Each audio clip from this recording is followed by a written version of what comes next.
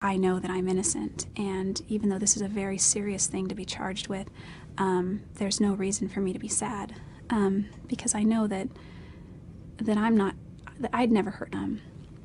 There's no reason to be upset over this in my mind. Everything, I have faith that in the end everything will be made known, everything will come out, and in the meantime, smile, say cheese. The trial that riveted the country is finally over. We, the jury, find the defendant as to count 1, first-degree murder, guilty. Brutally murdered her lover, could face death herself. Did he ever think that she would do what she did? Who would think that? It was a steamy story of sex. We hang out, we have sex. Lies. She's able to tell a lie. She believes the lie. And murder. He attacked me. The stories you haven't heard from her friends. You see any cuts on her? Tiny, little cuts. And his.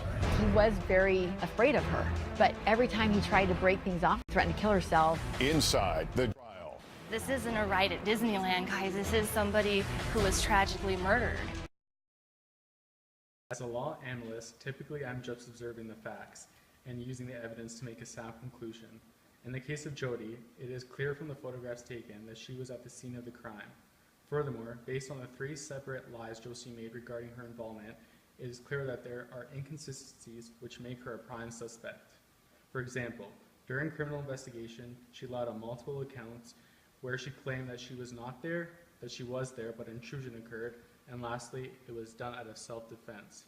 Therefore, based on my knowledge, this leads me to believe that she is a psychopath due to her conceivably manipulative behavior and deceitful nature. My area of expertise as a psychiatrist, I cannot definitively diagnose her as a psychopath due to the fact that this type of personality disorder has a lifetime progression which begins in childhood. Without knowledge or assessment of Josie's childhood, I cannot make any formal diagnosis. I certainly recognize the psychopathic traits she possesses, mainly her narcissism and her lack of remorse. We found this evident during our psychoanalytic analysis at our clinic, where Josie spent 4 days under supervision, which is concerning due to the fact that most patients only spend 72 hours in supervision.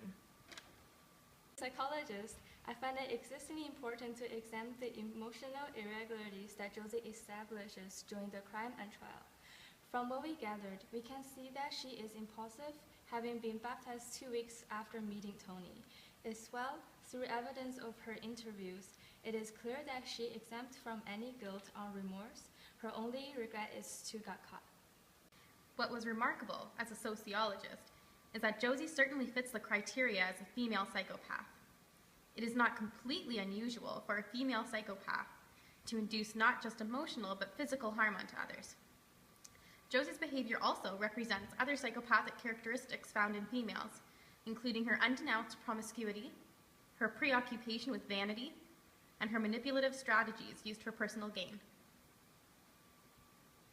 Okay everyone, I assembled this meeting to gain insights from your respective disciplines to effectively analyze Josie Ainsley's case. It has been clearly established that she is guilty, but there's still no explanation as to whether or not she is a psychopath. Any thoughts? As a sociologist, I would be inclined to conduct in-depth interviews with Josie's family and friends from her childhood. I completely acknowledge and respect that we cannot diagnose Josie, but this should not cause us to stop our investigation. There is a chance that she was not diagnosed during her childhood, and it's important that we address this. That's a good point. For future assessments after interviews have been conducted, my team and I would use our innovative intensive self-regulation therapy to hopefully make a difference, even if it's small in her behaviors.